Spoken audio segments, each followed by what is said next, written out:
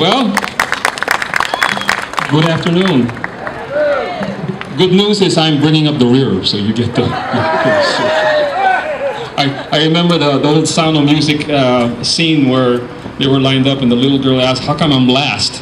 And the father said, because you're the most important. But I don't feel that way. I don't feel that way. I'm Phil Sevilla. I'm the president of the Texas Leadership Coalition, which is a Catholic nonprofit public advocacy organization. Our mission is to inform, educate, and support men and women who would be leaders in our community, our state, and in the national realm, who first and foremost, we strongly believe, must be people of integrity and good character.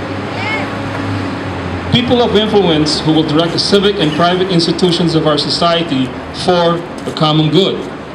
Now, we have in the highest offices of the federal government public servants, and I stress, they are public servants. They don't behave like it, but they are. Yes? Amen? Who direct all the power and force under their authority to bring private religious organizations and institutions under their boot heel, to force these institutions to violate their consciences. We stand here with our coalition allies to say, we will not be silent.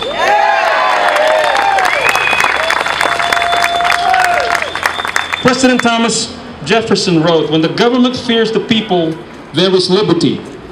When the people fear the government, there is tyranny. Amen? Amen. Friends, we fear the government like never before. We stand on the shoulders of great men and women who stood up against tyranny. President Abraham Lincoln said, to sin by silence when they should protest makes cowards of men. Amen? President Adams said, our Constitution was made only for a moral and religious people. It is wholly inadequate to a government of any other. Amen? On the evils of socialism, which we are seeing its ugly head rear up again, Winston Churchill put it well to his people. Socialism is a philosophy of failure, the creed of ignorance, and the gospel of envy. Its inherent virtue is the equal sharing of misery. Amen? I'm glad you're still all awake. It's been a long session. I'd like to read you this. It was picked up by our Reuters posting. We don't know who the author is some time ago, but I kept it because it was very important. The danger to America is not Barack Obama, but a citizenry capable of entrusting a man like him with the presidency.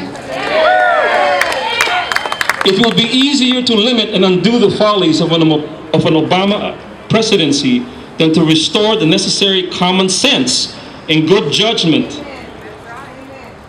to an electorate willing to have such a man for their president. The problem is much deeper and far more serious than Mr. Obama, who is a mere symbol of what ails us. Blaming the prince of the fools should not blind anyone to the vast confederacy of fools that made him their prince. Amen? The Republicans survive a Barack Obama. It is less likely to survive a multitude of fools, such as those who made him their president. Okay? So we have to witness to our friends, neighbors. Okay, I've been passing you cards. Go to my website. It's a little card, texasleaders.com. Okay, we aim to educate, to inform, and to raise up good men and women of good common sense who are God-fearing people, because we have to restore this nation under one